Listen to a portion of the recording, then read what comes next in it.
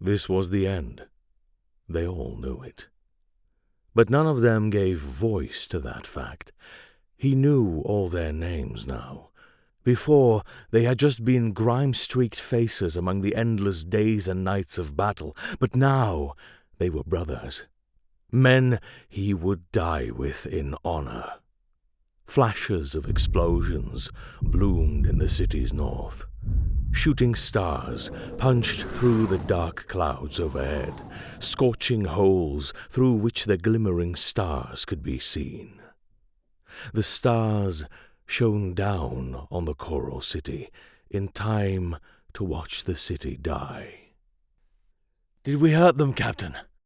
asked Salathan. "Did this mean anything?" Tarvitz thought for a moment before replying. "Yes," he said. "We hurt them here. They'll remember this." Defiant words, powerful, hopeful words spoken by Captain Saul Tarvitz there, the first loyalist. Words spoken on the shaking ground of a dying world, surrounded by the corpses of his brothers and cousins, loyal and traitor alike. But did they remember? Did anyone truly remember Istvaan III, the loyalists who stood their ground, the ones who refused to go quietly? Did any of it have a real, tangible impact on the outcome of the Horus Heresy? These are questions worth asking, especially for me, as Galaxy in Flames, Flight of the Eisenstein, and even Fulgrim all sit comfortably at the top of my book list. Tarvitz's final stand, the shock, the acceptance, the brotherhood, the commitment, and the blinding desire for revenge, it all hits hard. It's the betrayal more than anything, the sheer scale of it, the weight of what's lost.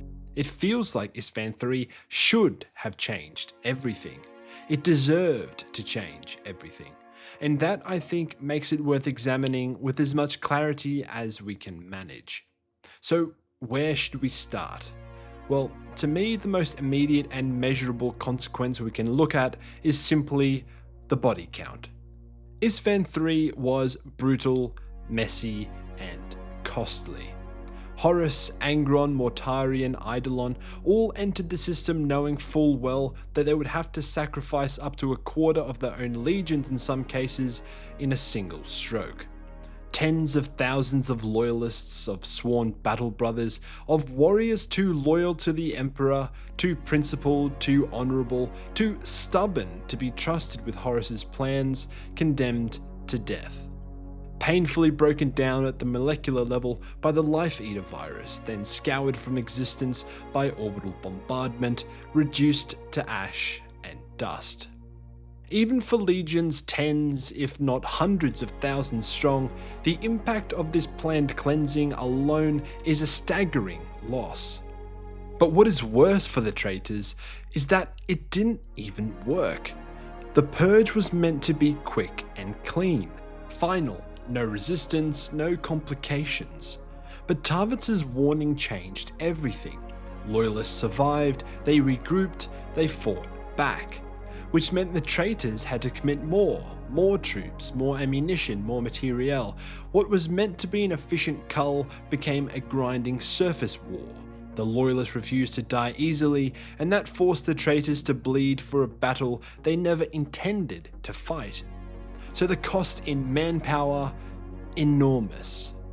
There's a great exchange between Horus and Malagurst near the end of Galaxy in Flames that captures the weight of it all perfectly. So what is the Butcher's bill? "We lost a great many in the landings, and more than a few in the palace," replied Malagurst. "The Emperor's children and the Death Guard were similarly mauled. The World Eaters lost the most. They are barely above half strength." "You do not think this battle was wise," said Horus. "You cannot hide that from me, Mal." "The battle was costly," averred Malagurst, "and it could have been shortened if efforts had been made to withdraw the legions before the siege developed. Then lives and time could have been saved. We do not have an infinite number of Astartes, and we certainly do not have infinite time. I do not believe there was any great victory to be won here." In one of, if not the most critical moves of his rebellion, Horus allowed himself to get bogged down in a grudge match. He did not plan for Tarvitz's detective work, he did not account for Angron's impulsive actions, he did not expect a slow war of vengeance, and it cost him. As Malagos explained, the World Eaters alone were reduced to nearly half their strength. According to Book 1 Betrayal, the World Eaters pre-Istvaan 3 numbers stood at around 150,000 legionaries, meaning roughly 75,000 were lost during the campaign. The Emperor's children fared little better. Betrayal goes on to detail a loss of some 50,000 legionaries, 30,000 deemed too loyal and sent to the surface to be culled, and another 20,000 traitors killed in the fighting that followed. It's a number that I found surprising and one that, as Betrayal notes, enraged Horus in the extreme. The Death Guard also paid a steep price. Betrayal further explains that the 14th lost a little under a third of the Legion's forces, including the bulk of the Death Guard's Terran blood, which works out to be roughly 30,000 out of an estimated 95,000 Astartes. Even the newly anointed sons of Horus, Horus's own legion, bled more than they could afford to.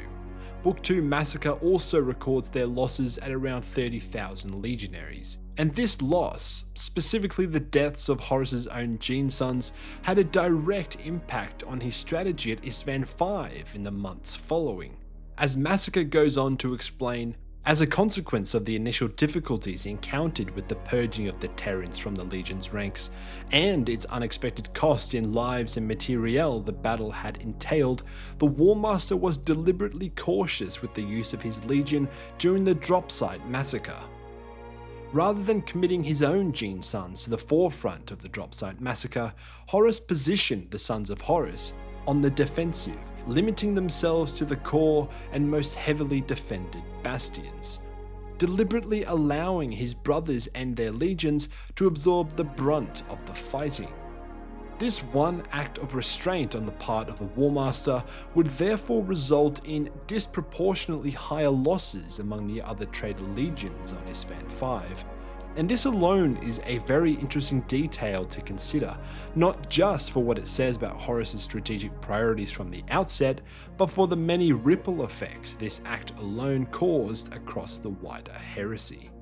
Anyway, the combined losses across all four legions during the Istvaan 3 atrocity amount to approximately 185,000 Astartes. Almost 200,000 gene-forged transhuman warriors, veterans highly experienced from decades or even centuries of galactic war, slaughtered before the wider heresy had even begun. A death toll tens of thousands higher than the traitor Primarchs ever expected to pay in what was meant to be a clean, calculated purge. And now, with all of this said, and as hinted at by Malagos, this brings us quite neatly to the next key consequence of Istvaan 3. Time. Time holds an almost universal importance in this period of Imperial history. The Emperor certainly believed so, had to believe so, for everything he set in motion was built around a precise and perilous race against it. Every secret project, every campaign and hidden truth across the Great Crusade and throughout his great work was balanced against a ticking clock and the slow rising tide of the warp. And in the same way, Horus was under the same pressures. Not exactly the same, mind you, but very much pressured, at least, by time. Horus was fully and totally aware that any delay in his rebellion could cost him everything. Every day lost was another day that Dawn might fortify Terra and the Sol system, another day for the Emperor or one of his own loyal brothers to learn of his treachery and respond. Which is why the time spent on Istvaan 3 is so important.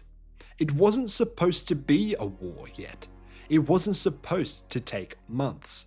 Purge the loyalists at Istvaan 3, consolidate the traitor legions, somehow lure and cripple the remaining loyalists at Istvaan 5, rally allies, have a quick power up at Moloch, and then make all speed for the throne world. Instead, it became a drawn-out, messy engagement that bled time and momentum. Days turned to weeks, weeks to months, questions were raised, momentum was lost, and resources were burned. The clean cut that Horus envisioned had turned into a messy amputation. And worse than all this, it bought the Imperium time. As Horus explains in Galaxy in Flames, "What I have started at Istvaan will consume the whole galaxy, and if it is flawed from the outset, then the Emperor will break us. With all that has happened, the Emperor's response is likely to arrive more quickly than anticipated, and we must be prepared for it." Horus was never planning for a long war. True to the nature of his legion, he was planning a decapitation strike. Cut off the head, or heads in this case, and the body would collapse and terror would fall before the remaining loyalists could rally and counter. And Istvaan III, specifically Tarvitz's warning and resistance, coupled with Garrow's escape aboard the Eisenstein, shattered that plan. Horus specifically reinforces this again in Galaxy in Flames. If the Eisenstein carries word of our plans to Terra, then all may be lost. A single frigate suddenly held the power to disrupt, if not outright derail, the heresy before it could properly take hold. And the time bought by the loyalist resistance is what let that truth slip free and spread. That's the real consequence of the delay. Not just hours lost or missed opportunities, but the loss of surprise, initiative, and momentum, the things Horus needed to secure a quick, clean victory. But if we step back and consider the broader strategic picture, the weight of that delay becomes even more obvious. It could be argued, and perhaps should be argued, that the outcome of the heresy itself and the fate of the throne world and the Imperium as it stood came down to hours. Hours bought and paid for in the blood of Saul Tarvitz and the loyalists who stood with him. You see, the Siege of Terra, the final act of the heresy, was a battle of attrition that came down to meters and minutes. Dawn's defenses, the bastions, the walls, the gates, they held just long enough. The Emperor met Horus in single combat just as the inner palace walls began to topple and the veil of reality wore dangerously thin. Had the traitor legions arrived at Terra weeks or months earlier, with a touch more cohesion, reinforced by tens of thousands of veteran Astartes facing fewer complications and less warp-induced corruption, if Dawn and the Loyalists had received even slightly less warning, if the palace had less time to be fortified, if the defenders were less prepared, and if the White Scars were still trapped at Chondax and the Blood Angels at Cygnus, the balance likely would have tipped the other way and seen the Lupercal ascendant. The siege could have ended very differently.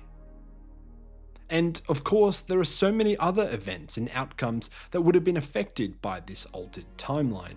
But beyond all of this, beyond the staggering cost in manpower, resources, momentum, and time, there are even more consequences that deserve some thought. First, let's look at the butterfly effect sparked by the survival of Nathaniel Garrow and his men aboard the Eisenstein. Garrow's role is well known. He got the warning to Dawn, he served with distinction as one of Malcador's knights errant, he defended the walls during the siege before going on to face Mortarion alone, giving his life so that Euphrates Keeler might escape to shape the foundation of the Imperial cult. Great deeds, noble deeds, deeds only made possible because Saul Tarvitz delivered the warning. But we also need to talk about Loken. If Tarvitz hadn't done what he did, if the Loyalists were all broken down by the Life Eater virus, then Loken would never have made it out.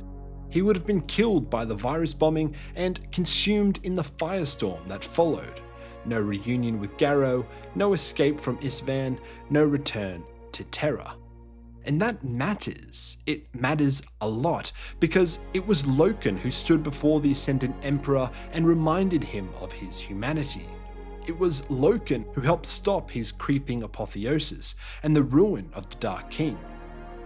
Loken, who made the Emperor face Horus as a father, not a god. So all of it, from Istvaan V to the Siege of Terra, from decisions made by the Emperor to the death of Horus and the survival of the Imperium, all of it traces back to one man and one world. But is this remembered? Is Saul Tarvitz and his sacrifice remembered?